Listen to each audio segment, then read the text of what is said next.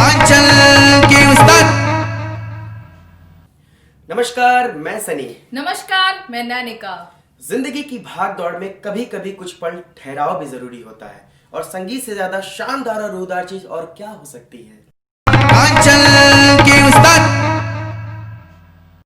स्वागत करते हैं हम हमारे पहले कंटेस्टेंट का, जिनका नाम है शिवली भट्टाचार्य, सोनारपुरा, वाराणसी से। इनकी उम्र केवल 11 साल है, लेकिन इनके उम्र पर मत जाइएगा। चलिए सुनते हैं इनके आवाज का जादू। लेकिन पहले मिलते हैं इनके परिवार वालों से। आंचल के उस्ताद।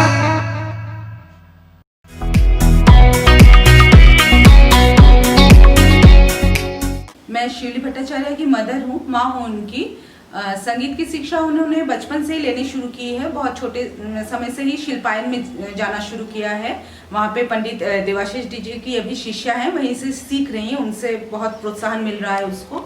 और स्कूल में भी सरमीम भगवानपुर की छात्रा है, तो वहाँ पर भी बहुत प्रोत्साहन मिलता है। संगीत का काफ़ी स्कोप मिला है वहाँ पे। सुनीता मैम, सुकल्पा मैम, सीमा मैम, सबसे बहुत प्रोत्साहन मिलता रहा है। और उनकी दादी भी संगीत में थोड़ी बहुत रुचि रखती थी, और उन्होंने भी संगीत में प्रभाकर किया था, तो थोड़ा बहुत शायद उधर से भी उनसे भी मिला हुआ है उसे।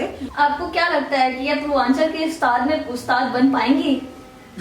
आशा तो यही करती हूँ, कोशिश भी यही है उत्साह देने का कि वो इस मुकाम पे पहुँच सके।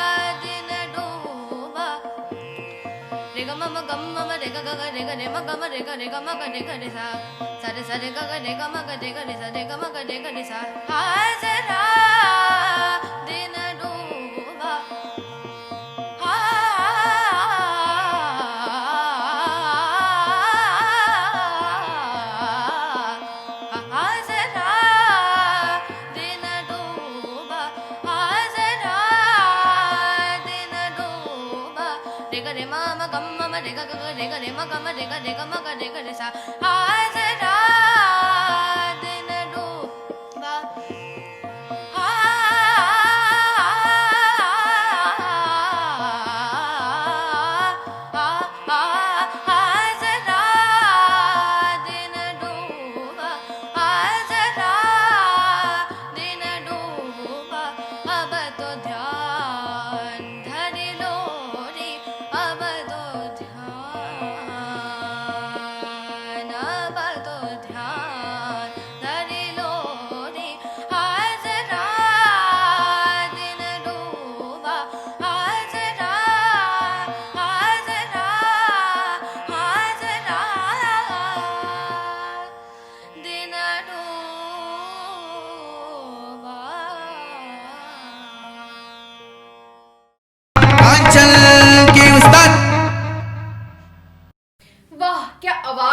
मैं तो मंत्रमुग्ध हो गई। सनी जी, आपको कैसा लगा शिवली का परफॉर्मेंस? नैनिका, मैं भी मंत्रमुग्ध हो गया था।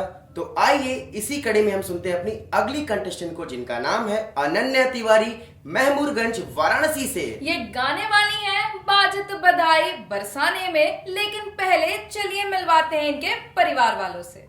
आंचल के उस्ताद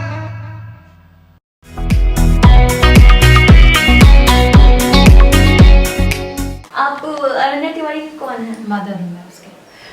उन्होंने संगीत की शिक्षा जो है कहाँ से ली है? यहाँ पंडित देवाशीष टेका शिल्पायन है, तो वहाँ से ये शिक्षा ले रही हैं। पिछले 6 सालों से लगातार ले रही हैं क्लासिकल म्यूजिक की शिक्षा। तो क्या इनको बचपन से ही संगीत की रुचि रही है या अभी अभी कोई रुझान हुआ है? नहीं, बचपन से इसकी रुचि हमने देखी, फिर हमने इसको वहाँ पर भेजा। मतलब प्रॉपर इसकी जो एजुकेशन है म्यूज़िक की वो हो रही है। स्कूल में भी काफ़ी जो है परफॉर्मेंस वगैरह करती, वहाँ भी म्यूज़िक के टीचर हैं, उनका भी सपोर्ट है, साथ में पंडित देवाशीष टेका भी सपोर्ट इसको मिलता रहता है। इनकी हॉबीज क्या क्या है और इनको किस चीज़ में ज़्यादा रुझान होता है? पेंटिंग में बहुत ज़्यादा अच्छी हैं ये और करती भी हैं, और साथ में आर्ट एंड क्राफ्ट, डांसिंग में भी, और म्यूज़िक ऑल द टाइम शुरू ही रहता है। मल्टी टैलेंटेड है, और हम लोग कोशिश करते हैं कि कहीं भी कोई बाउंड्रीज ना लगाएं, इनको सब कुछ प्रोवाइड करें। और फिलहाल लॉकडाउन की वजह से काफ़ी इनको टाइम भी मिल रहा है सब कुछ एक्सप्लोर करने का, और काफ़ी टेक्निकल माइंड भी हैं, बहुत कुछ इलेक्ट्रॉनिक से भी बनाती हैं, कंप्यूटर पे भी बहुत कुछ लर्न करती हैं, तो शी इज़ मल्टी टैलेंटेड।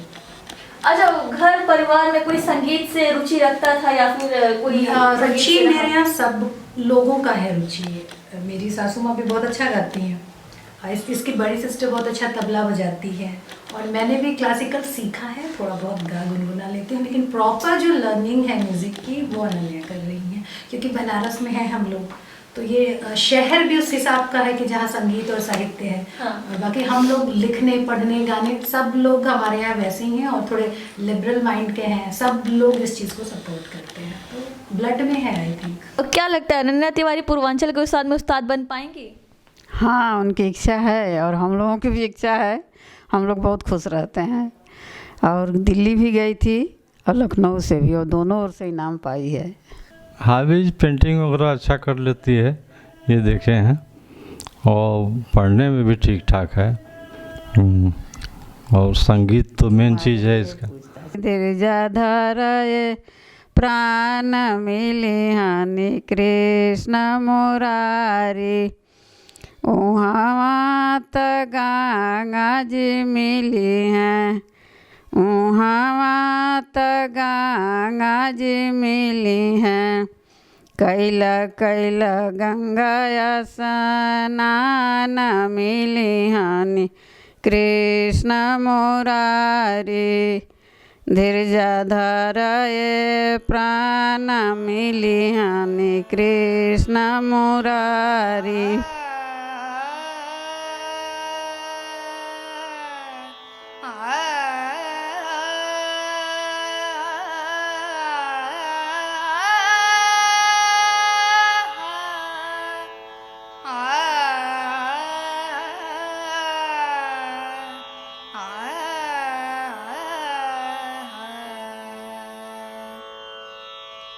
आज बाजत बधाई बरसाने में, आज बाजत बधाई बरसाने में, आज बाजत बधाई बरसाने में, मैं सुन कर आई अपने कान में, सुन कर आई अपने कान, आज बाजत बधाई बरसाने में, नर नारी न मिला मंगल गावो, नर नारी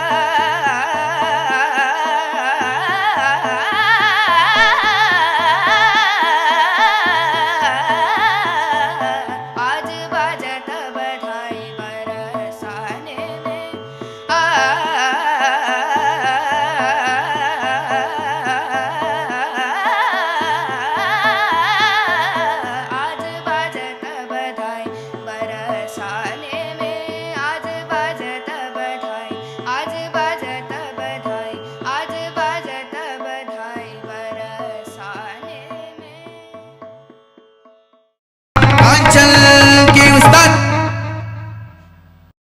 हमारे पिछले प्रतिभागियों की प्रस्तुतियां तो बहुत ही बेहतरीन रही हैं और आगे भी सुनते हैं एक से बढ़कर एक शास्त्रीय संगीत के कलाकारों को। तो आइए इसी कड़ी में हम आगे बढ़ते हैं और सुनते हैं अपने अगले प्रतिभागी को, जिनका नाम है चारुलता मुखर्जी, कोल्हुआ विनायका वाराणसी से। ये गा रही हैं राग राजेश्वरी।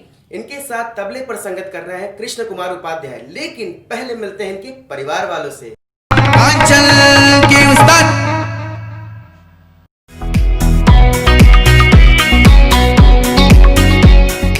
आप चारुलता मुखर्जी क्या है?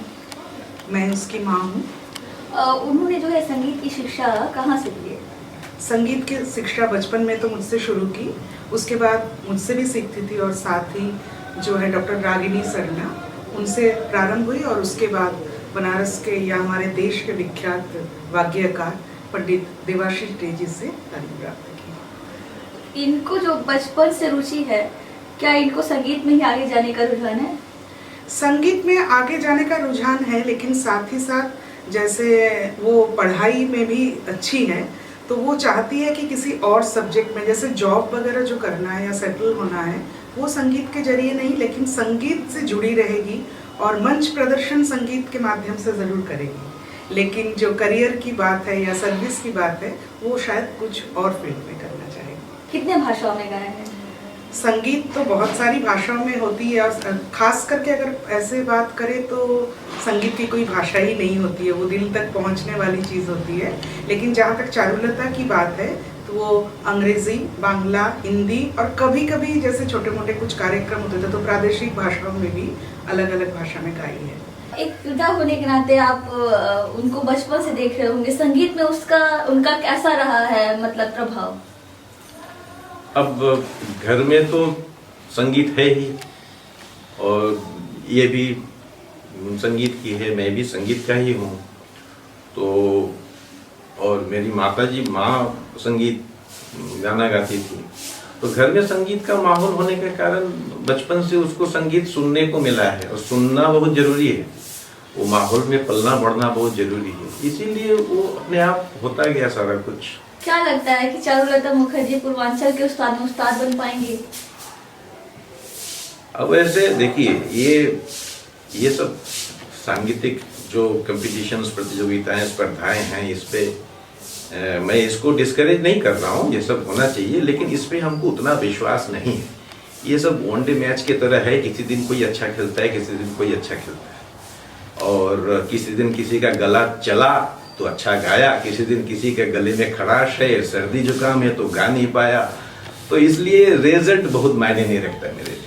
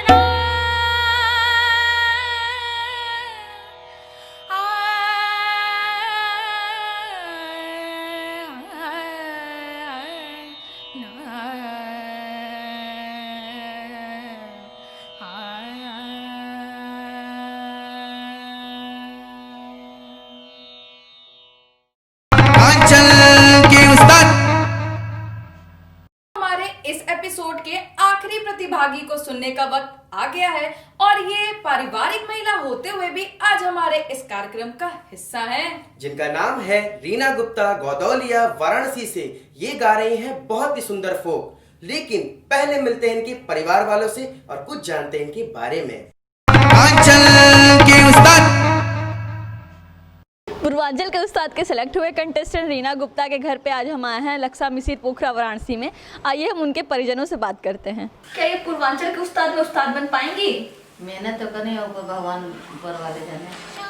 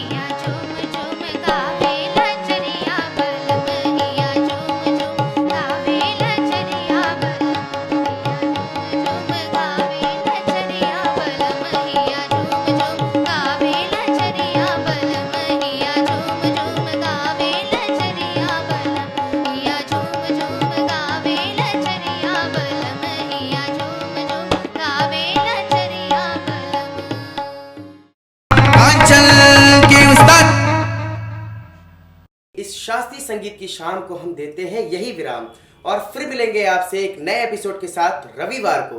तब तक देखते रहिए हमारा रिपीट टेलीकास्ट प्रतिदिन दोपहर 2 से 3 और मत भूलिएगा YouTube पर सब्सक्राइब, कमेंट, लाइक और शेयर करना।